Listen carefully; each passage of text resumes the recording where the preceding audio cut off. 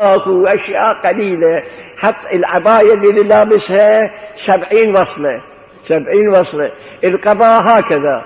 الفقير شفت هذا جاي، قلت يا فلان والله قبل ليش جاي؟ وأنا أضحك وياه. قال مولانا زوجتي علوية الآن وضعت ولد، الآن الحبوبة ما ماما هناك لا عندنا تتل ولا سكر ولا شيء ولا قبر، كل شيء ما عندي، كل شيء ما عندي. لا هذا الفقير الذي وضعت الآن تريد، وهكذا الولد وهكذا حبوب.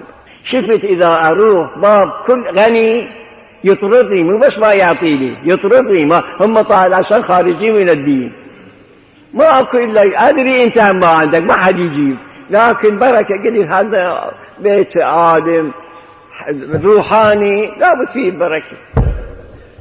اجي قلت كل شيء أكو إن شاء الله. اقعد الآن أجي زين. رحت جبت قلم وقرطاس.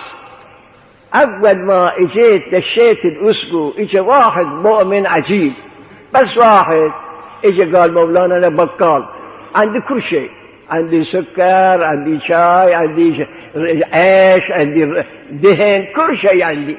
أدري أنت هنا تحتاج، كل ما تريد ارسل أخذ، وأنا أكتب بالدفتر دين.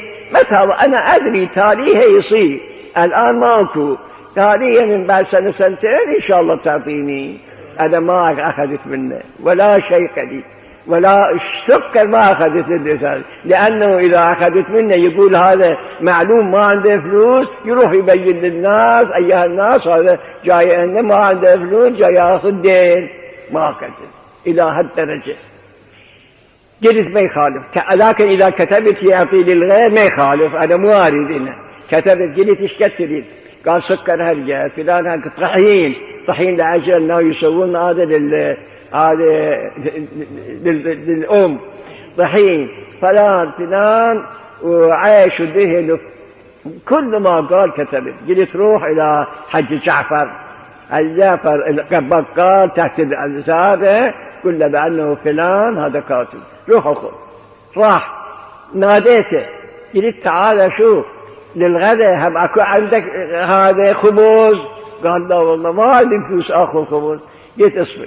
رحت قلت لأم العيال باقي من هالعشرة؟ قال إيه قرانين باقي. قلت هالقرانين إحنا نقدر نصوم اليوم، كما نصوم، أو أنه نقدر ناخذ مثلا ما نقدر أولادي ما يقدروا يوصلون هالصغار، ناخذ من هذا يعطونا دين نتأخر، هذا ما يعطونا، هذا قرانين اللي أعطيته قرانين. الله الشاهد والله القوي العزيز والله العلي الكريم والله العلي العظيم، والله رجعت وداخلي مملوء من النور ومن الفرح.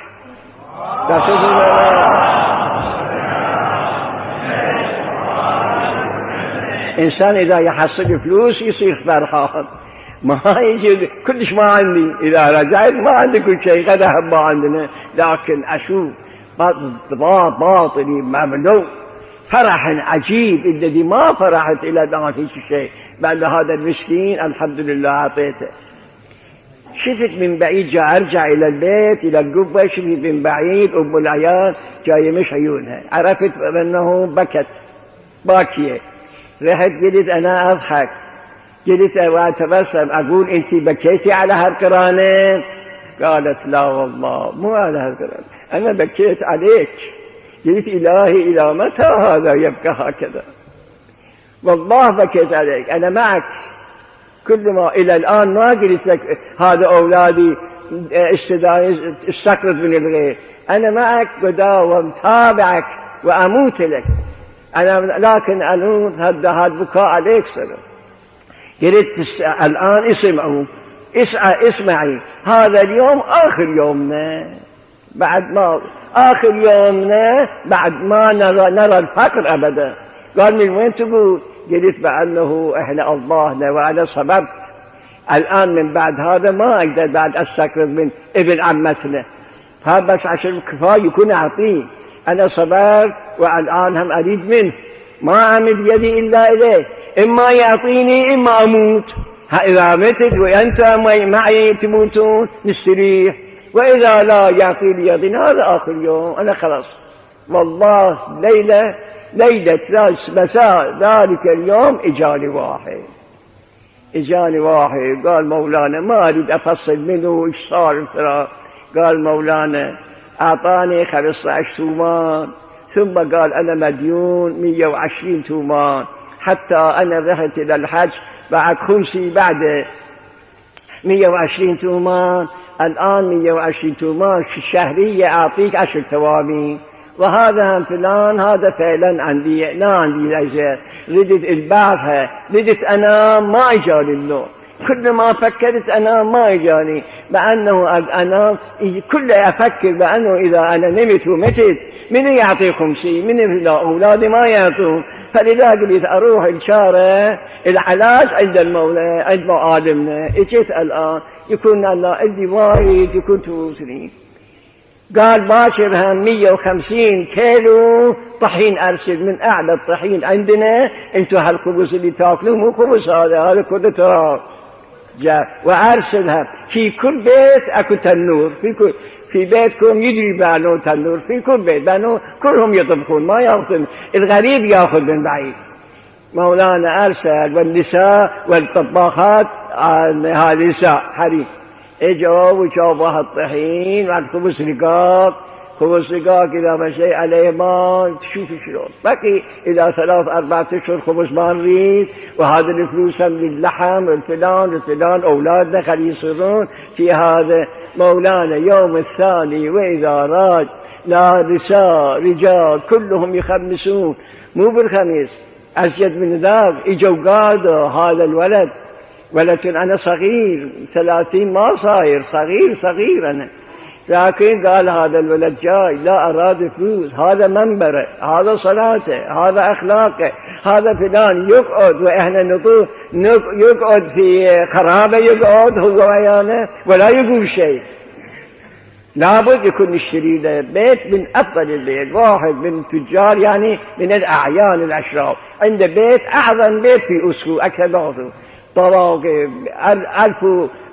1500 متر، اثنان من صوب الشارع بعد طوابق، وهذا لأجل زيارات بعده، هذا كان أعيان الناس يزورونه، وإلى صاحب الأعيان هم ورد، والوسط بستان، كل ما تريد من الفواكه كل ما تريد من الفواكه كل فيه اشتروا. أنا اجيت وصار وأنا جابوا من كل واحد الذي أحسن ما يكون عنده أغلى ما يكون يوسف، من الفرس، من الفلان، من الحيوانات، بقر فلان، بقر اجى قالوا مولانا هيك بقر احنا ما شايفين الى الان ما جاي الى سونه، واذا هذا